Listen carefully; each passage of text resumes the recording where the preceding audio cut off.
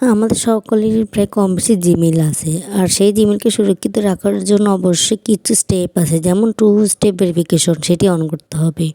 সেই জন্য প্রথমে আমাদেরকে আমাদের জিমেইল অ্যাকাউন্টে যেতে হবে, আর এই যে এখানে ম্যানেজের গুগল অ্যাকাউন্টে ক্লিক করতে হবে।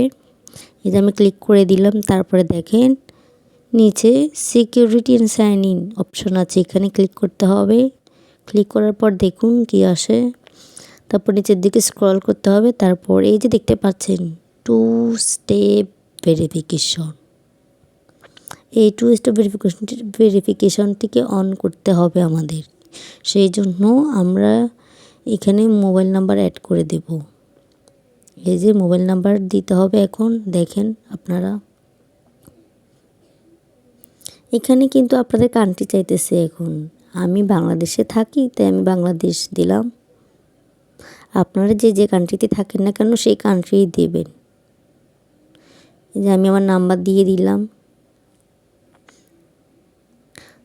তারপরে যে নেক্সটে ক্লিক করতে হবে, তারপর সেভে ক্লিক করতে হবে।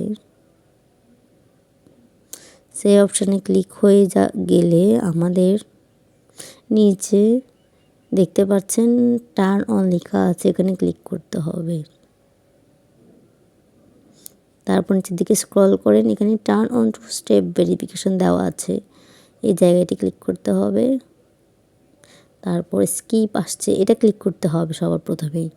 অনেকের এটা নাও আসতে পারে, না আসলে ডিরেক্ট নিচের দিকে নীল বাটন দেওয়া আছে, সেখানে ক্লিক করবেন। দেখেন ডান। এই যে দেখতে পাচ্ছেন আমার 2 স্টেপ ভেরিফিকেশন অন হয়ে গেল, তার মানে আমার জিমেইল এখন সুরক্ষিত। আপনি আপনার জিমেইলটি সুরক্ষিত করুন।